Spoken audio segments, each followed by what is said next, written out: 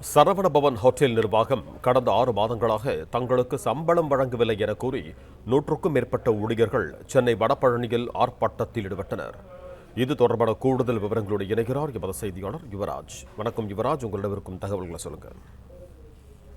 வணக்கம். சென்னை வடபழனியில் இருக்கக்கூடிய புகழ்பெற்ற ஹோட்டலாக இருக்கக்கூடிய சரவணபவன் ஹோட்டலுக்கு எதிராக அங்கு வேலை பார்த்திருக்கக்கூடிய ஊழியர்கள் மற்றும் பணிபுரிந்து வேலையிலிருந்து விலகி இருக்கக்கூடிய ஊழியர்கள் அனைவருக்கும் சம்பளம் தரவில்லை என்று அங்கு இருக்கக்கூடிய ஊழியர்கள் அனைவரும் சேர்ந்து ஆர்ப்பாட்டத்தில் ஈடுபட்டனர். கிட்டத்தட்ட 6 மாத காலத்திற்கு மேலாக தங்களுக்கு சம்பள தொகை பாக்கி நிலுவையில் வைத்திருப்பதாகவும், அதே போன்று வைப்பு நிதியை கடந்த 2015 வைப்பு நிதியை செலுத்துவதில்லை என்கின்ற அந்த கோரிக்கைகளை வலியுறுத்தி வடபழனியில் இருக்கக்கூடிய சரவணபவன் ஹோட்டலை சார்ந்திருக்கக்கூடிய ஊழியர்கள் ஆர்ப்பாட்டத்தில் ஈடுபட்டனர்.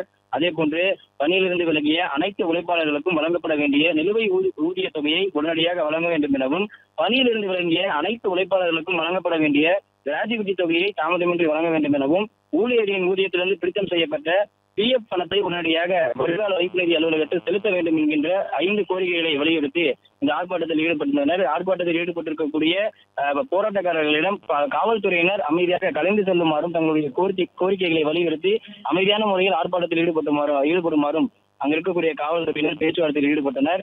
தொடர்ந்து தங்களுடைய கோரிக்கைகளை வலியுறுத்தி தங்களுக்கு நிலுவையில் வைத்திருக்கக்கூடிய சம்பளத்தை உடனடியாக வழங்க வேண்டும் எனவும், இல்லையென்றால் ஒரு நாள் அடையாள உண்ணாவிரத போராட்டம் நடத்தப்படும் என்றும் அங்கு இருக்கக்கூடிய போராட்டத்தில் ஈடுபட்ட 100க்கும் மேற்பட்ட சரவணபவன் ஹோட்டல் சார்ந்திருக்கக்கூடிய ஊழியர்கள் தெரிவித்தனர்.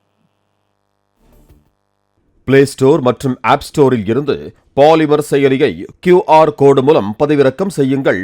செய்திகளை உடனுக்குடன் பெறுங்கள்.